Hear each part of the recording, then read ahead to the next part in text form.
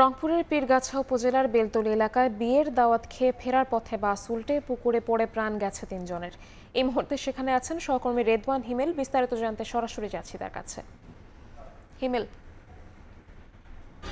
ঘড়ির কাঁটায় ঠিক আনুমানিক রাত 10টার দিকে কিন্তু রংপুরের যে পীরগাছার পারুল ইউনিয়ন রয়েছে সেখানে কিন্তু একটা সড়ক দুর্ঘটনার ঘটনা ঘটেছে। আমরা এই খবর পেয়ে কিন্তু আমরা ঘটনাস্থলে চলে এসেছি। এখানে এসে যেমনটি আমরা জানতে পেরেছি, ঘটনাস্থলে কিন্তু যে রাস্তার পাশে যে পুকুর রয়েছে সেই পুকুরে একটি ট্রাককে ওভারটেক করার সময় কিন্তু ঘটনাস্থলে এই পুকুরে একটি বাস খাদে পড়ে যায়। ঘটনাস্থলে কিন্তু 3 জন নিহতর আমরা খবর পেয়েছি এবং প্রায় অর্ধ শতাধিক কিন্তু আহত হয়েছেন।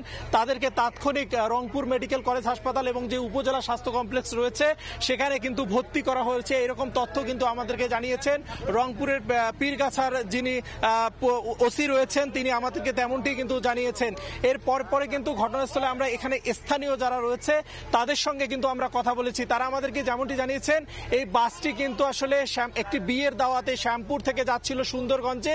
সেখান থেকে ফেরার পথে কিন্তু এই তাৎক্ষণিক রংপুরের পীরগাছার যে পারুল ইউনিয়ন রয়েছে সেই ইউনিয়নের পাশে যে একটি বাসের খাদ রয়েছে এবং খাদ থেকে কিন্তু অনেক দূর সরে যে 3 থেকে 4 বার উল্টিয়ে বাসটি কিন্তু এই পুকুরে পড়ে যায়।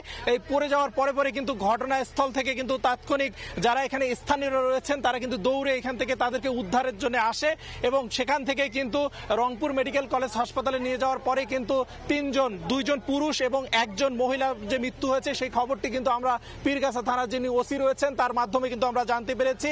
এরপরে যারা অর্ধশতাধিক আহত হয়েছেন এর মধ্যে কিন্তু শিশুও রয়েছেন।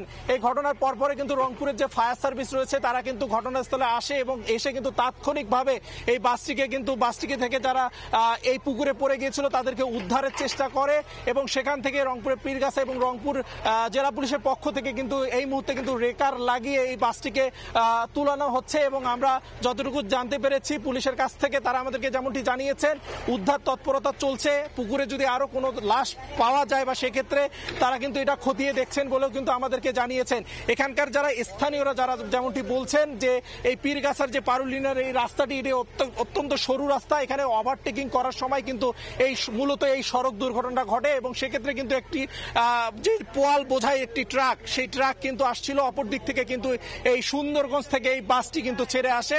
মূলত দুই দিকে ওভারটেকিং করার সময় কিন্তু এই দুর্ঘটনা ঘটে এবং খাদের কিনারায় কিন্তু বাসটি উল্টিয়ে 3-4 বার কিন্তু মোচড় দিয়ে এই পুকুরের মধ্যে পড়ে যায়। সেখানেই কিন্তু ঘটনাস্থলে কিন্তু 3 জন নিহত হওয়ার খবর কিন্তু এখন পর্যন্ত আমাদের কাছে আছে এবং পাশাপাশি অর্ধ শতাধিক যে মানুষ যে আহত হয়েছেন সেখান থেকেও কিন্তু আমরা খবর পেয়েছি এবং যারা কিন্তু এখনো অনেক মুমূর্ষু রোগী কিন্তু রংপুর মেডিকেল কলেজ হাসপাতালে রয়েছে কিন্তু এখনো আমরা কর্তৃপক্ষের কাছে কিন্তু আমরা জানতে পেরেছি এবং এখানকার যে রংপুরের পীরগাছার যে পুলিশ রয়েছেন যিনি থানার ওসি যিনি রয়েছেন তিনি আমাদেরকে যেমনটি বলছেন যে আরো যারা উপজেলা স্বাস্থ্য কমপ্লেক্সে তাদেরকে নিয়ে রাখা হয়েছে, তাদের যদি গুরুতর অবস্থা হয় তাদেরকে যাতে আজকে রাতের মধ্যে করে অ্যাম্বুলেন্সে করে রংপুর মেডিকেল কলেজ হাসপাতালে ট্রান্সফার করা হয় সেই ব্যবস্থাও কিন্তু তারা করছেন। এই মুহূর্তে আমরা কিন্তু দেখেছি পুলিশের পক্ষ থেকে যে সেই রেকার এসেছে এবং রেকারটি একদম পুরো যে গর্তে এবং পুকুরে যে পড়ে যাওয়া যে বাসটি সেটাকে কিন্তু একেবারে লাগিয়ে সেই বাসটিকে তোলার প্রাণপণ চেষ্টা কিন্তু চালাচ্ছেন।